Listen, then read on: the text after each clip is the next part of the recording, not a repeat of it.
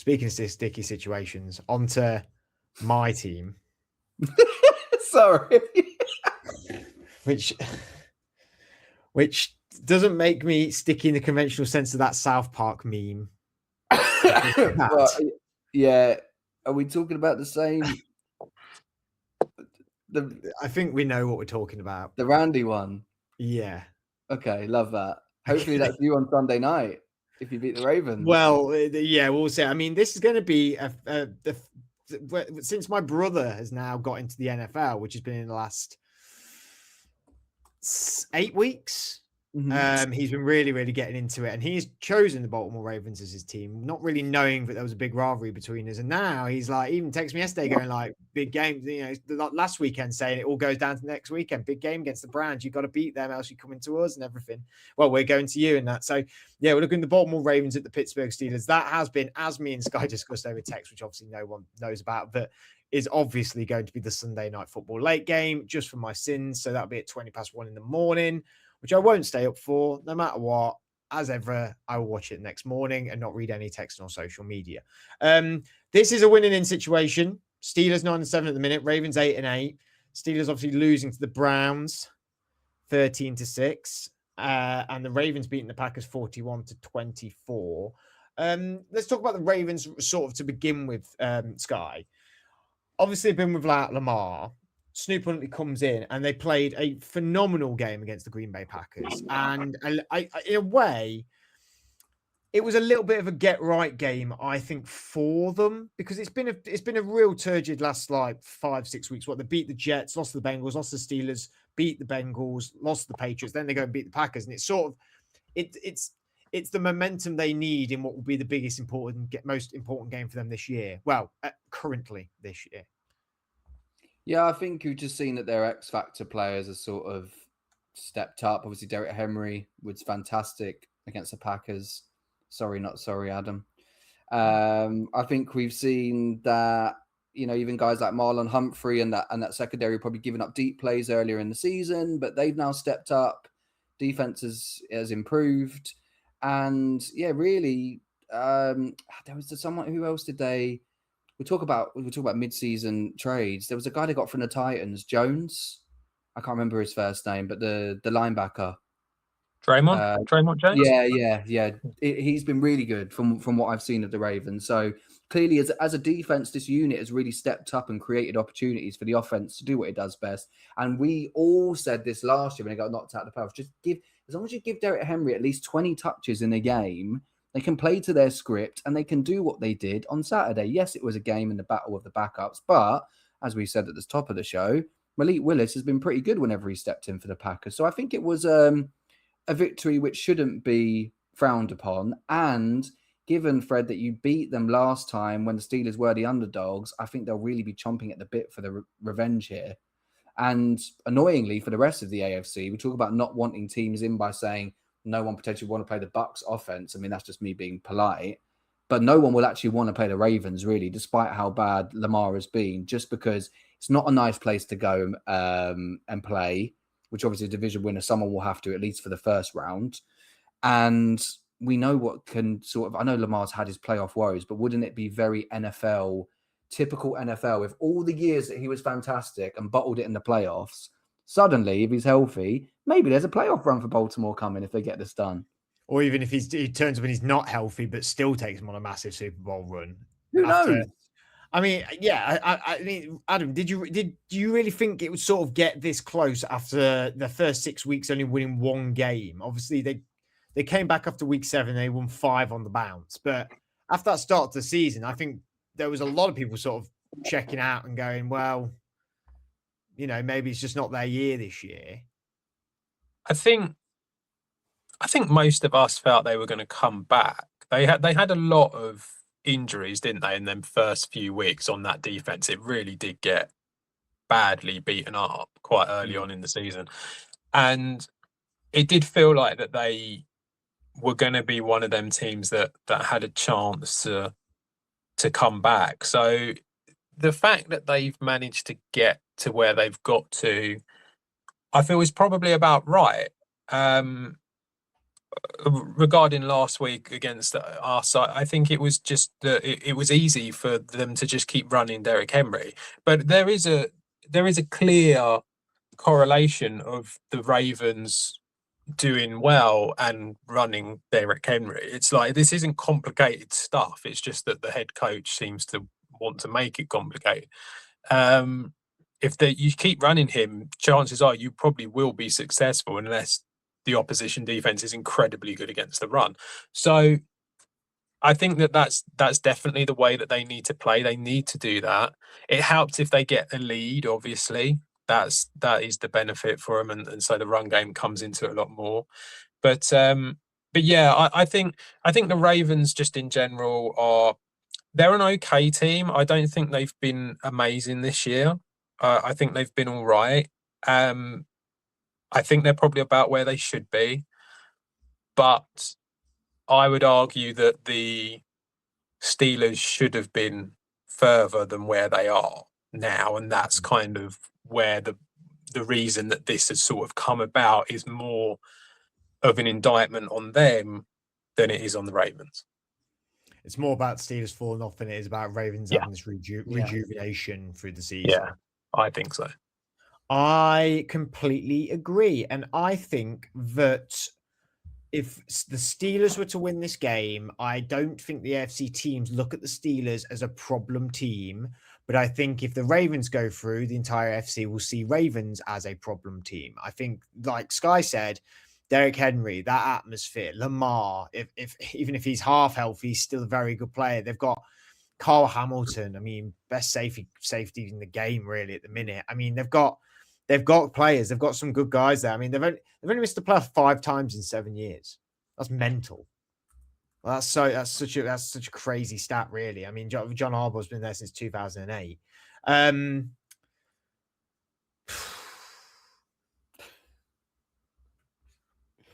Over to the host. I believe you want to talk about the Steelers. Yeah. I can see it in your face. Fred, why don't you guys ask me some questions?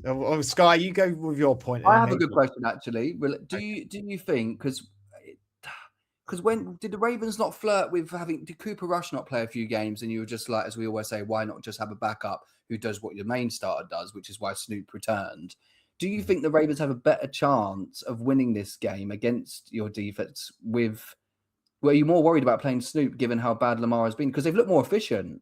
They looked more efficient even in the game that we beat them when he came in.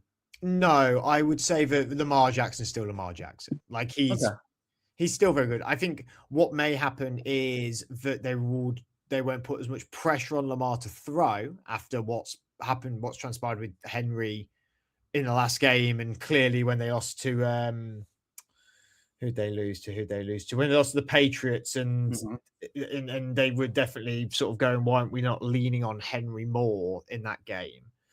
No, if Huntley plays, I think that their passing game does decrease, is not going to be as good. However, they will lean on the run game, and I just don't think we're good enough to deal with that, really. Do you think that your chances, again, feels like stating the obvious, but do you think it really, like the swing meter of whether TJ Watt plays or not, is that going to be the main factor here? Well, we've got no DK Metcalf either. And I'm not saying DK Metcalf is a TJ Watt. Say again?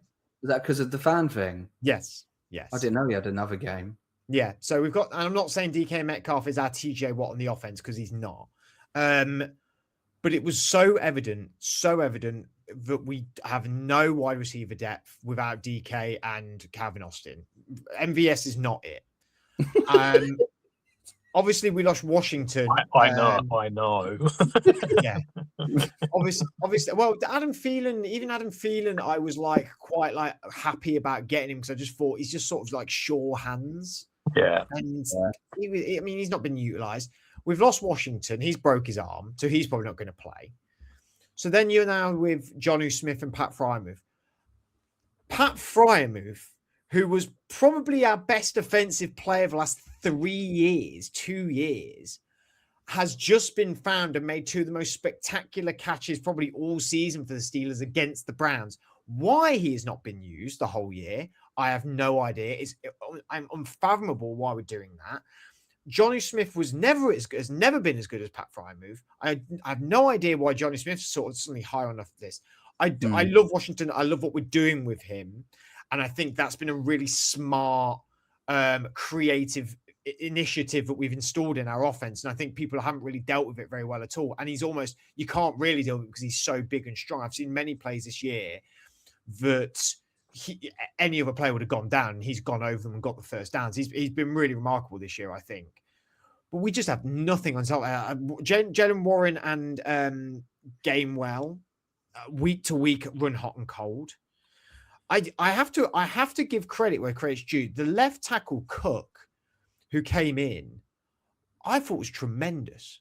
Was really good against Myles Garrett and against any other defender. He really stood his ground, I thought. And I had no idea where he's come from. I think he might have been a rookie. I'm not overly sure. But he was tremendous. But I hate to say this. I think Myles Garrett was right.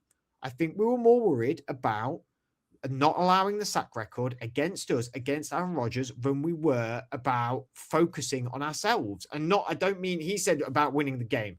We wanted to win the game, obviously. Yeah. But I think we weren't focusing on our offense properly when you've got him coming down. Now, I would argue, I don't think any team focuses properly when you've got someone like him barreling down you. He's easily Defensive Player of the Year this year, easily a Hall of Famer. He's incredible. He's amazing. He's got many years to come where he's going to be just as amazing. And it pains me to say that I would like him to break the sack record that's held by Strahan and TJ Watt, because I think though Watt did it that year, I don't think he was the monster that Garrett has been this year. You know, he's been phenomenal. I do not see us winning this game. Do you? That was my next question. Sorry. I just don't see it. Do you think that Mike Tomlin reached 9 wins and just short-circuited and decided to throw the last 2 games to keep the 9-8 record going? What I do think is when you look at it, with 15th best offense, with 16th best defense, middle of the pack, 9-8, middle of the pack. We do nothing, consistently doing nothing. Consistently in the middle. Consistently in the middle. Average teams earlier. Whenever I've watched the Steelers, it's very average. Just to kind of like, obviously not move away from the game too much, but we did say, didn't we, that when Aaron Rodgers came in, when DK Metcalf came in, this was all very much about win now. This was the idea. Do you think that they have not done enough? Because when you look at your picks for 2026, you do have quite a few picks in the first 3 rounds, and it does feel like going out and getting. I know, like you like Calvin Austin, and you felt that he had done well, and obviously he got injured in this game this week. It does feel like another wide receiver would have been the way forward, rather than having to scrape the bottom of the barrel and getting MVS back in. I think if you're going to go all in with Aaron Rodgers, and I think all 3 of us will admit this, I think we're all very surprised at how well he's played for us. I think he's almost sort of rejuvenated his career in a weird way. I think he's held up very well. I think he's held up very well. I think he's done very, very well for us. Way better than what we've seen before. And I think he's done himself credit compared to what people were saying about when he was at the Jets, when people were just writing him off. The Jets did more to surround Aaron with weapons than we have done. Yeah. They definitely did. They brought in, okay, we joked at the time, they brought in all his guys, but it made sense to bring in his guys. It completely made sense. They brought in Al-Azhar. They still had Garrett Wilson. They brought in Cobb. They already had a pretty good number 4 receiver. They who else did they have at tight end? God, who did they have at tight end at that time? I can't remember now. They had Breece Hall. They had a pretty good young O-line who had high draft picks. You know, we didn't go and make a big move like Joe Tooney. We didn't go and do that. We didn't go and make a big move for a running back. We did the trade for DK Metcalf. Yeah, a great wide receiver, a good wide receiver. But that is him and it. And I like Calvin Austin, but he is he's a smaller set wide receiver. Our game plan has then been to use the tight ends. Our best tight end we've had, we have just not used this year, unfairly in my view, because I don't know what he's done wrong, because he's been fantastic the last 2-3 years for us. Well, the problem is that Arthur Smith is always going to use Johnny Smith. Yeah. I just don't get it. I don't get it. This is Well, he did it in Atlanta, didn't he? That was how it was. It's like he will just continually do it. No, the only reason I was looking at, you've got a first, you've got a second. I think you've got 3 thirds. okay. One of them's a comp pick, but like you've got 3 thirds, and it just kind of felt a little bit like there were guys you could have gone out and got, and obviously you can't foresee DK Metcalf ending up with a 2-game suspension. It's like that's just unfortunate what's happened, but it does sometimes make you wonder how all in were they, because it feels like they weren't. But then if you're going to bring in the likes of Aaron Rodgers, why are you not going? You know, it kind of feels like you have to, because otherwise it's a waste of time. Well, maybe it is a little bit of that, like bring Aaron Rodgers in. We'll start making the moves now. Let's see what we've got with Aaron, what our game plan is, where we can be more, where we may need to, and maybe then next year we have a bit of a wider sense of what we need in a way. Potentially, I don't know. Maybe. A bigger question is, winning in situation, whoever loses, do you think the coach is at risk? Not the Ravens, because of the injuries that Adam mentioned with the defense and Lamar being so banged up. I think there's probably more chance of, it won't happen. There's probably more chance of Lamar getting traded though than Harbaugh being fired. With Tomlin in the Steelers, I've read there is, much like Adam said about Tampa fans being disgruntled, there's Ravens. Yeah, there are a lot of Ravens fans that aren't happy. But that's because they have, like most fan bases, they have, because you mentioned about all their playoff appearances. All right, they've got the one Super Bowl win, but they sort of have a thing of where they feel like they should be entitled to being good. Yeah, entitled to be in the mix. Probably they feel a bit like Eagles fans at the moment. You know, the Eagles have gone from the Super Bowl to dropped a little bit down, where the Ravens have gone from like the AFC Championship game and dropped a bit down, and the entitlement of success. Yeah. And I think I think he stays. I think they'd be crazy to get rid of him. Tomlin could get traded. No. Tomlin only goes if he wants to go. Yeah. But then, which is half the problem. Let's assume that Rodgers does retire, because that's what he said, right, after this season. Well, then this is Tomlin's chance to probably is the best thing for you guys. And then I think they should do exactly what Robert Kraft did with Bill Belichick. They took him in a room and said, "We are no way going to publicly fire you, but you need to go." And that's what happened to Bill Belichick. No matter what people will say, that is my firm. I think that's probably Sky's belief as well as a Patriots fan. But that I'd like to think. I think we've discussed this before, and you've said I think that's completely what happened. I'm sure. Oh yeah, 100%. I mean, it will never be said, but that is what happened. Last season we were awful, and then they mutually agreed, and it was like, oh, okay. I think Tomlin needs to be brought in for a mutual agreement of you're going to retire, or I'm going to have a few years out and reassess what I want to do. I've been here a very long time. Thank you. See you later. I mean, I agree. I think if the Ravens don't get in, I don't think you in a million years should get rid of Harbaugh. I just think, as a division, there's a perfect opportunity for one franchise here, given how mental it's been the last few years and how we're saying it looks like the NFL in the next few years is going to follow suit of being this open, to have a hard reset in the best way. Whether it's the Bengals getting rid of Zach Taylor or the Steelers getting rid of Tomlin and Rodgers, Ravens probably shouldn't get rid of Lamar and Harbaugh. They've got more to build around, but there's an opportunity for two franchises there, because there are pieces like with the Steelers defense when healthy is still, incredible talent on that team. It's just something needs to change. And, it's been all these years without a playoff win. Obviously a long time since even sniffing a Super Bowl. Something's got to change. We last won the division 2020. The last time we didn't make playoffs was in 2022. We've not been to the playoffs 6 times in 18 years under Tomlin, which again is a pretty amazing stat, I admit. The last AFC Championship we went to was 2016. The last time we went past the wild card was in 2017, and that was because we had a first round bye. And who did we lose to? What year? 2017. That must have been the Patriots. No. They played. Oh, wait. This team played the Patriots in the AFC Championship. Oh, the Jags. It was. We lost to the Jags. Yeah. You lost to Blake Bortles. Bloody hell. And I'm pretty sure in that year, that was the year we had Le'Veon Bell, Antonio Brown. I mean, Cam Hayward. It was like young Hayward. Then we were a really good team then. Really good team.